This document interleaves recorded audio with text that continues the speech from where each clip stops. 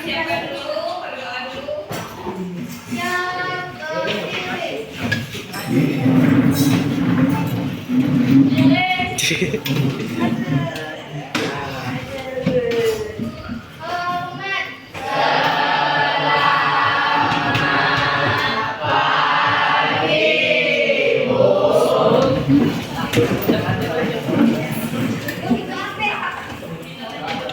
Sebelum mulai, marilah kita berdoa kepada kepercayaannya masing-masing. Doa dimulai.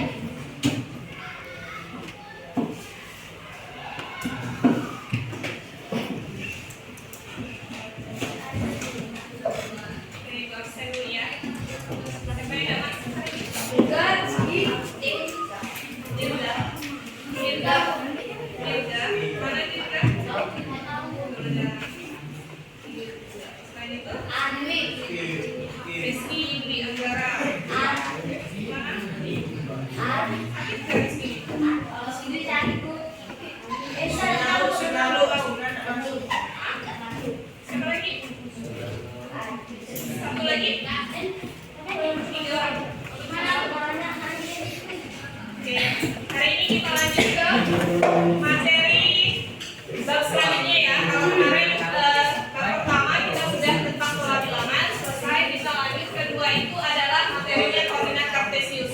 Nah, kenapa koordinat kartesius Ibu integrasikan kepada berpikir komputasional untuk penyelesaian masalah? Jadi kita ini kan sudah eranya digitalisasi, benar? Nah, sekarang kita kaitkan materi koordinat kartesius ini dengan kecerdasan artifisial atau AI yang ada di lingkungan kita. Bu, apa itu berpikir komputasional? Ada yang sudah pernah dengar di materi informatika atau di mapel informatika? Sudah. Ada apa saja di berpikir komputasional yang kalian ketahui? Ada 4 prinsip utama dalam berpikir komputasional. Ada yang tahu? 1. Ada yang tahu? Pernah dengar kata dekomposisi? Pernah? Pernah? Tidak? Belum ada.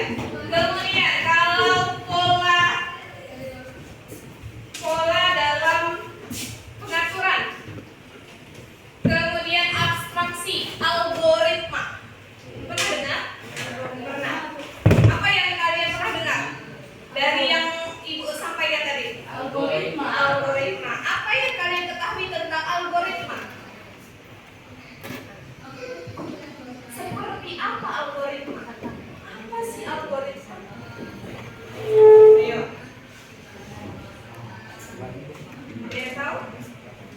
Bu, algoritma itu kayak menyusun langkah-langkah. Kalau dalam bahasa Indonesia itu apa namanya? Kalau misalnya mau masak nasi goreng, berarti harus ada resepnya, Bu. Masukkan dulu bawangnya, benar nggak? Kemudian nanti masukkan telurnya, Bu. Baru nanti masukkan nasinya. Seperti itu, goreng nasi, betul? Nah, jadi kira-kira algoritma menurut kalian apa? Teks prosedur, benar nggak? Kalau dalam bahasa Indonesia itu ya? Iya, betul nggak? Jadi kalau misalnya mau pergi, berarti kita harus merencanakan dulu nih. Ada nggak duitnya? Bisa kan? Mau ke mall, ada nggak duitnya? Ada nggak bensinnya? Betul? Ada nggak kawannya? Kalau udah ada kawan, ada motor, ada duit, ngapain jalan-jalan sendiri di kos? Benar nggak? Good. Cuci mata nggak, Bu? Ada nggak yang seperti itu? Abi mungkin? Ya. Kalau ke mall cuci mata mungkin ketek-ketek beli sendiri, langsung cuci mata, Bu. Nanti ada duit, ada bensin, misalnya. Itu kan sebuah perencanaan ya, sebuah susunan. Nah, berpikir komputasional kita kaitkan dengan materi kita koordinat kartesius. Jadi kita harus tahu dulu tujuan pembelajaran kita hari ini. Yang pertama, menjelaskan kedua, menentukan letak titik pada bidang koordinat kartesius. Yang ketiga, menerapkan berpikir komputasional, yaitu dekomposisi, pengenalan pola, abstraksi, dan algoritma. Dan yang terakhir ada mengembangkan keterampilan kolaborasi, komunikasi, dan pemecahan masalah menggunakan model PBR. Bu, kita nih ngomongkan berpikir komputasional, kemudian koordinat kartesius. Koordinat kartesius, apa yang ada di bayangan kalian tentang koordinat kartesius? Ada yang tahu? Kalau kita mau ke sekolah, harus tahu alamatnya atau tidak? Kalau nggak tahu, bisa nggak kita nyampai ke sekolah? Bisa. Nanti jadinya alamat palsu. Benar tidak? Bu, kami Bu tiba-tiba jalan-jalan nyesat Bu. Kupan. Ya karena nggak ada alamatnya. Kalau ada undangan, kita nggak tahu rumahnya nih, atau misalnya letak undangannya, resepsi undangan itu beda dengan rumahnya. Kalau nggak ada petanya, apakah bisa kita pergi ke sana? Tidak. Ya kan? Kenapa undangan itu selalu ada petanya? Supaya tidak salah ke alamatnya, benar? Ya kan? Selain di undangan, apa lagi yang pernah kalian ketahui tentang alamat atau peta-peta? Ada tidak? Yang sering kita lihat di undangan, ya kan? Di belakangnya pasti ada alamatnya. Jalan ini belok ke sini, baru nanti ada tujuannya. Bu, kenapa kita pakai itu? Kita sekarang zamannya AI Bu, sudah ada Google Map. Tinggal pincit ya Bu, belok kanan. Lurus 5 kilo katanya, atau lurus 5 meter, belok kiri. Kalau misalnya jalan kita tidak tahu alamatnya, ada HP, bisa nyampe tidak? Kalau misalnya nih mau ke rumah Rizky Lianto, tapi nggak tahu alamatnya, tapi bawa nih HP, ada kuotanya yang pasti, bisa nggak nyampe ke rumah Rizky? Nggak bisa. Kenapa tidak bisa? Karena nggak tahu Rizky Lianto sampai dan rumahnya tidak tahu. Maksudnya kita tahu nih alamatnya maksudnya, tapi nggak tahu tentang rumahnya. Misalnya jalan ini kata Rizky Lianto, nanti ya kerja kelompok di rumah saya. Rumahnya di mana? Di Kuala. Jalannya Sudarso dan Mandiri misalnya. Misalnya di Gang Mandiri. Oh, oke. Padahal kita nggak tahu mana Kuala tahu, tapi Gang Mandiri nggak tahu. Tapi cuma kita punya HP, bisa apa tidak? Itu karena kecanggihan apa? AI, ya kan? Google Map termasuk salah satu AI yang ada di zaman sekarang. Kalau dulu nggak ada HP, nggak bisa kita temukan tuh yang namanya Google Map, ya kan? Kalau nggak tahu betul-betul alamatnya, nggak nyampe kita ke rumah kawan. Tapi kalau sekarang kita mau Pontianak sendirian, cukup bawa HP, kita bisa cari mall Ayana di mana, mall Gaya di mana, benar nggak? Karena adanya kecerdasan artifisial atau AI yang sekarang sudah di mana-mana ada, kan? Yang penting bawa HP, bawa kuotanya ada, dan jalan. Kalau cari restoran ini cepat nyampe.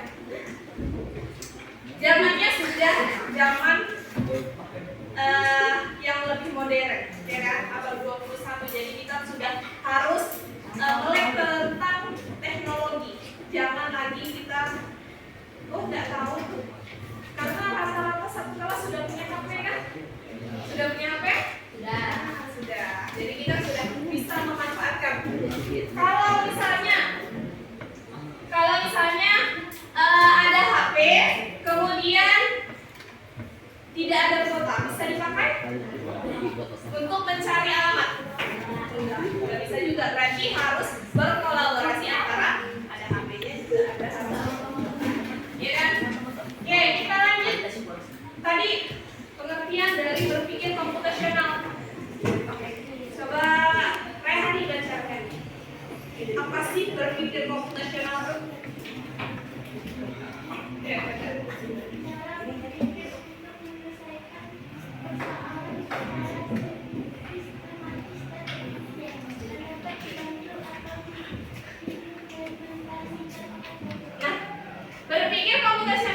adalah berpikir atau cara berpikir untuk menyelesaikan permasalahan secara sistematis dan efisien. Supaya apa? Supaya kita dapat menyelesaikan suatu permasalahan dengan baik dan benar sesuai dengan urutannya. Itu berpikir komputasional. Nah, ada 4 konsepnya tadi: dekomposisi, pengenalan pola, abstraksi, dan algoritma. Yang pertama, dekomposisi itu memecahkan masalah menjadi lebih kecil, menjadi bagian yang lebih kecil-kecil lagi. Kemudian pengenalan pola, menemukan kesamaan untuk menyelesaikan masalah yang sejenis. Polanya bagaimana? Abstraksi, memfokuskan pada hal penting. Jadi tidak perlu melihat hal-hal yang nggak penting, nggak usah dilihat. Cukup kalian cari masalah yang penting itu apa saja. Kemudian algoritma, algoritma itu tadi menyusun langkah-langkah untuk menyelesaikan suatu masalah tersebut. Itu dari 4 prinsip berpikir komputasional. Nah, gimana kalau ini sebelum kita lanjut penerapan dari berpikir komputasional ke koordinat kartesius, berarti kita harus mengetahui koordinat kartesius dulu, benar nggak? Ya kan? Berarti kita lihat apa sih koordinat kartesius?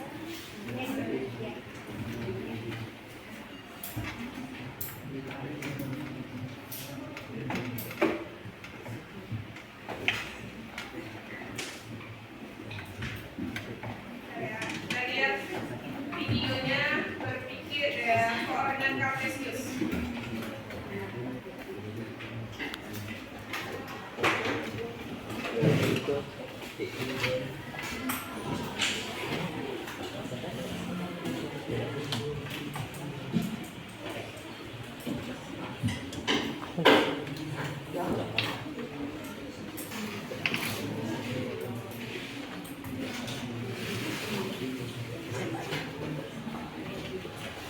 Apa sih itu koordinat kartesius ya?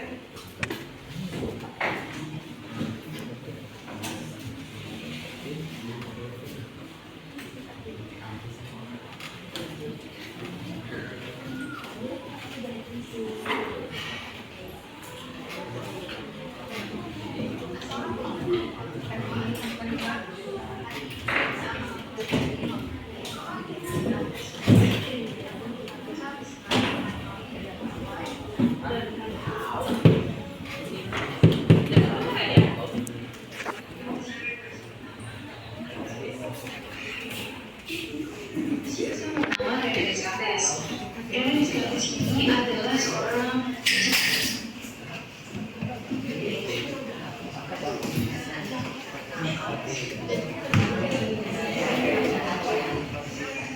Nah, kita lihat videonya tentang koordinat kartesius dulu ya.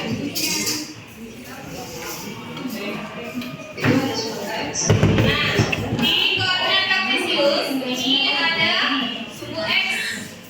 dinamakan sumbu X, kemudian ada sumbunya dari diagram, yaitu yang ini sumbunya. Kemudian juga ada titik bawah atau titik pusatnya, di mana titik pusat itu yang di tengah sana yang diberi warna merah. Kemudian di sumbu X, kita lihat sumbu X yang ke kanan ini X-nya adalah angka-angkanya positif dari 1, 2, 3 dan seterusnya. Kemudian kalau sumbu X ke kiri, X-nya negatif dari 1, 2, 3 dan seterusnya. Kemudian Y yang ke atas itu yang positif dengan 1, 2, 3 dan seterusnya. Kemudian Y yang ke bawah itu Y-nya negatif yaitu min 1, 2, 3 dan seterusnya. Kemudian di koordinat kartesius juga terdapat yang namanya kuadran. Kuadran itu dari kata kuad itu artinya 4. Jadi pada koordinat kartesius terdapat 4 bagian. Mana aja huruf pertama ada yang namanya kuadran itu dan terletak di kanan atas. Ya.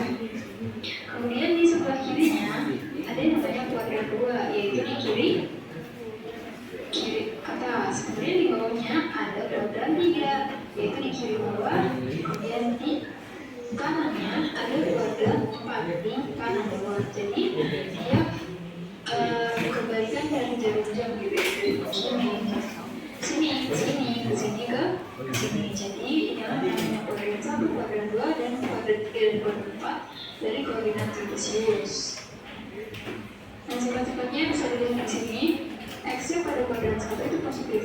In X yang sumbu yang positif, Y-nya sumbu yang positif. Jadi X, Y atau positif, positif. Kemudian pada kuadran 2, X-nya negatif, jadi negatif 1, terus Y-nya positif kalau di sini. Jadi Y-nya 0, plus. Kemudian kuadran 3, X-nya negatif, Y-nya juga negatif. Jadi ini min. Kemudian kuadran 4, X-nya itu positif, Y-nya negatif, jadi plus bisa dilihat coba soalnya ya. Kemudian soal-soal koordinat kartesius nih belum bahas. Pertama kita perlu menggambar titik pada koordinat kartesius. Diketahui titik-titik A 2,2 B yang 1,4 C yang 5,2 D 7,3. Yang pertama, gambarkan titik-titik tersebut dalam model kartesius. Yang kedua, tentukan letak kuadran dari tiap titik tersebut. Yang pertama, kita perlu tahu nih kalau titik itu penulisannya X, Y. Jadi di sini kita tulis dalam gambar. Oke, setelah tadi sudah ditonton tentang video materi kita koordinat kartesius ya, sudah bisa menentukan letak dari titik X dan titik Y. Ada 4 kuadran ya kan? Kuadran 1 berarti X-nya positif, Y-nya positif. Kalau kuadran 2, X-nya negatif, Y-nya positif. Kuadran 3, dua-duanya negatif, X-nya negatif, Y-nya negatif. Kalau kuadran 4, X-nya positif, Y-nya ya negatif. Intinya kuadran 1 itu berarti di kanan atas, kuadran 2 kanan di atas, kuadran 3 kiri bawah, kuadran 4 kanan bawah. Oke, kita integrasikan dengan berpikir komputasional tadi. Misalnya gini, tentukan letak titik 4, negatif 4, negatif 2. Negatif 4, negatif 2 ada di kuadran berapa? Di 3 karena dua-duanya negatif. Nah, kita masukkan biar prinsip berpikir komputasional. Dekomposisinya, pemecahan masalah menjadi lebih kecil. Dekomposisinya diketahui X-nya negatif, Y-nya negatif 2. Polanya bahwa X-nya itu kurang dari 0, Y-nya kurang dari 0. Itu berada di kuadran ke-3. Abstraksinya itu hanya fokus ke titik negatif 4, negatif 2 saja, nggak usah cari yang lain. Algoritmanya dari 0,0 dari titik pusat kita geser ke kiri. Ini seperti ini kan? Geser ke kiri 4 langkah. 1, 2, 3, 4. Kemudian geser ke bawah sebanyak 2. 1, 2, berarti titiknya ada di titik P. Seperti itu. Negatif 4, negatif 2. Bisa. Kemudian dari titik P itu berada di kuadran ke-3. Bisa kira-kira membuat titik kita jelaskan dengan prinsip berpikir komputasional tadi yang 4, dekomposisi, apalagi pengenalan pola, abstraksi, dan algoritma. Kalau algoritma berarti kita susun kalimatnya sebelum dapatkan titiknya, mulai dari titik pusat dulu kita geser ke kiri 4 langkah, baru geser lagi ke bawah 2 langkah, baru kita dapat si titik B. Ada yang mau ditanyakan sebelum kita lanjut? Bisa ya? Nah, kalau bisa, Ibu bagikan lembar kerja kelompoknya. Jadi nanti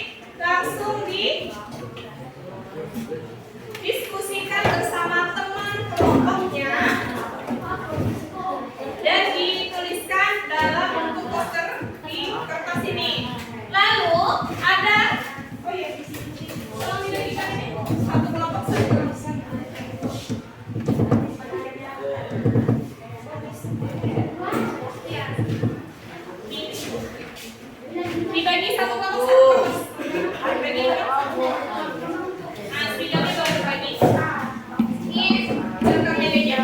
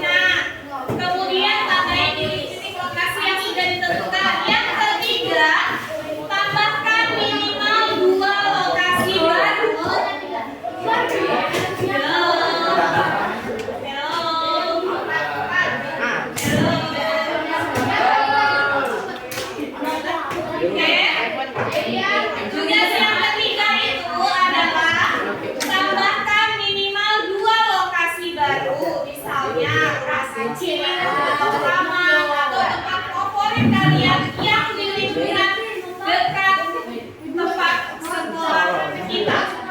Lihatnya di mana?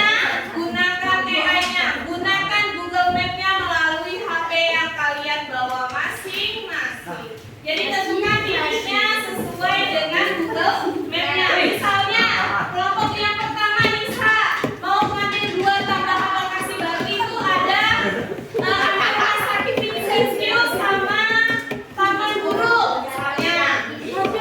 Atau kelompok Aska mau pakai ambil titik barunya adalah CP Arli dengan Masjid Agung misalnya.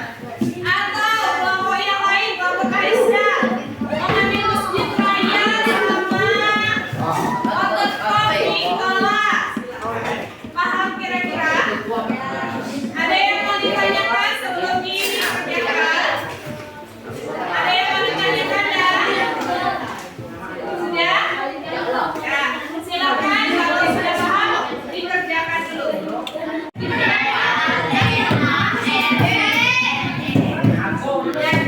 Oke katanya, oke ibu.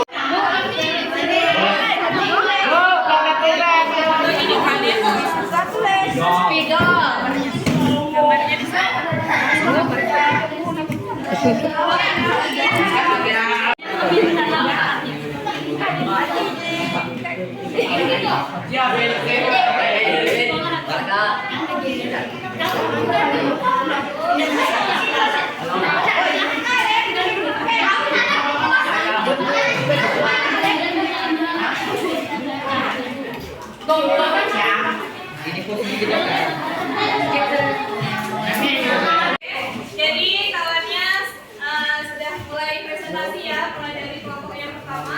Silakan. Dari awal. Ya, bukan. Assalamualaikum warahmatullahi wabarakatuh.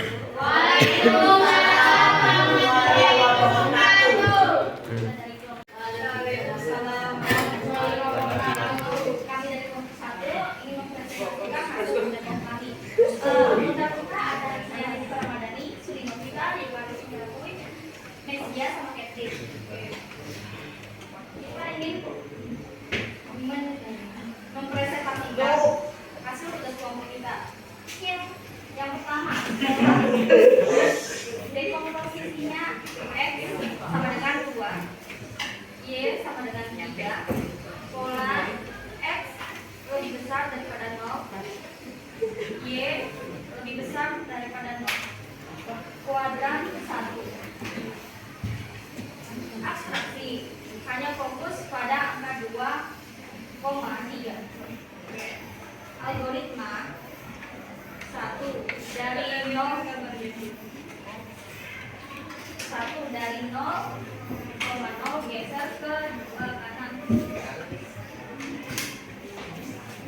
lalu geser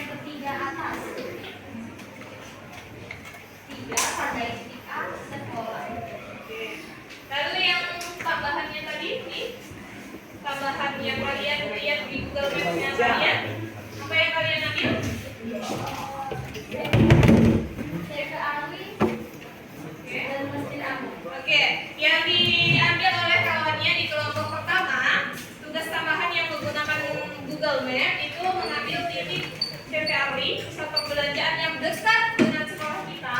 Kemudian satu lagi Masjid Agung ya. Oke, jadi sudah bisa menentukan dari titik Google Map ke dalam koordinat Kartesius. Yang lainnya kira-kira ada yang mau ditanyakan? Yang kelompok lain ada ngambil apa selain yang di tadi sekolah perpus itu? Yang tambahannya menggunakan Google Map ada yang ngambil di mana aja? Kelompoknya Askar ngambil apa? KPRD juga. Ada yang lainnya? Selain yang KPRD, ada yang ngambil waterfront? Kelompok Aisyah ngambil apa? Titik tambahannya? Ada yang ngambil di daerah Kuala? Tidak ada. Oke, berarti hampir sama semua ya. Karena KPRD merupakan tempat yang paling dekat dengan kita dan sekarang lagi terkenalnya lah di Singkawang gitu kan. Kadang-kadang kalau misalnya pengunjung dari luar datang pasti ke KPRD, benar? Yang dibilang mall hijau gitu kan. Oke, kalau tidak ada beri aplaus dulu ke kawannya yang sudah.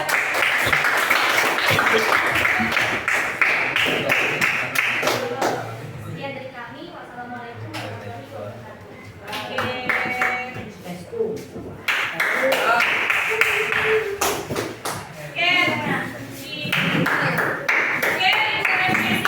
Kegiatan kita hari ini, kegiatannya adalah ada yang bisa menyimpulkan apa saja yang kita pelajari hari ini? Oke, Askar? Cara memahami apa sih namanya itu? Koordinat Koordinat Kartesius. Kartesius.